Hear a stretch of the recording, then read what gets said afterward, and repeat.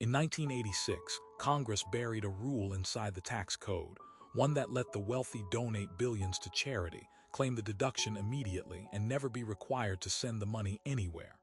That rule is still in place. The pile has grown to $300 billion, and by the end of this, you'll understand exactly who it was designed to protect. It starts with something called a donor-advised fund. On paper, it sounds unremarkable. You open an account at a financial firm, Fidelity, Schwab, Vanguard. You transfer money in. You claim a charitable deduction on your taxes that same year. And then nothing. The money sits.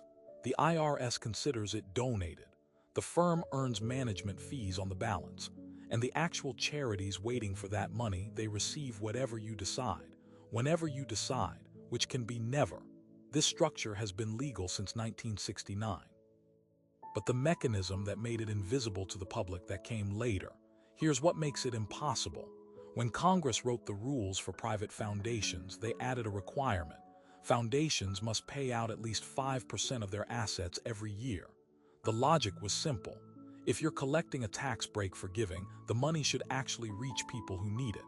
For decades, that standard held. Then came the 1980s.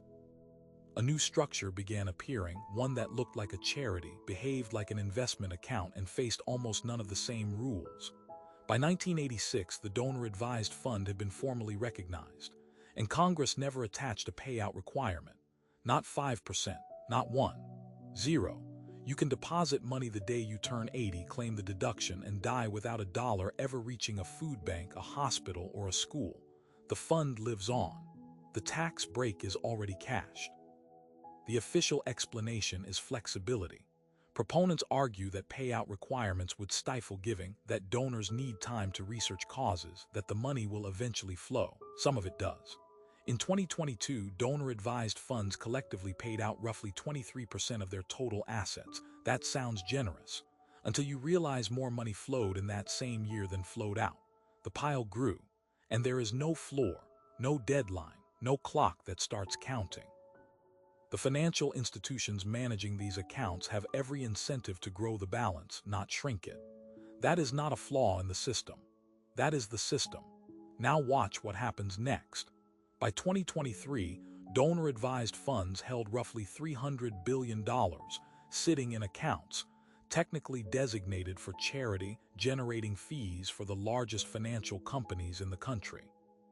Fidelity Charitable alone became the single largest recipient of charitable donations in the United States, larger than the Gates Foundation.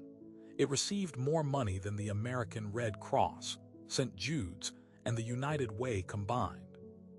And it carries no obligation to tell you when, or whether any of it arrives somewhere that needs it. In 2021, a bipartisan bill called the ACE Act proposed a 15-year deadline: distribute the funds within 15 years or lose the tax protection. Quiet, reasonable, supported across party lines. What happened to it? Fidelity, Schwab, and Vanguard deployed lobbyists. Trade groups flooded Capitol Hill with letters.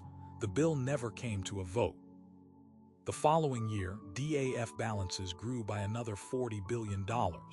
There is a public record of every lobbying dollar spent to kill that bill. Almost no one has read it. Think about who benefits from the silence. Not the food banks, not the hospitals. The financial firms collect fees every year the money sits. The donors receive the tax break the year they contribute, regardless of when or whether charity sees a cent.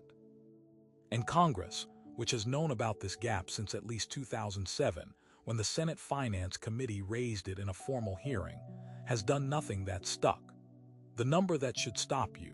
Researchers found that at current distribution rates, some donor-advised funds would take 140 years to fully distribute what they hold. 140 years. Children not yet born will be gone before the tax-exempt dollars reach the causes their donors claim to support in the year they filed. The IRS approved every deduction. The Treasury absorbed every loss, and the balance grows.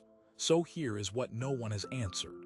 If the money is already legally gone, already tax-free, already in the fund, what exactly is stopping it from reaching anyone? The legal answer is nothing. The practical answer is that nothing requires it to. And that gap, between what was promised and what the law actually demands. That is the part they built into the code in 1986 and hoped you would never find.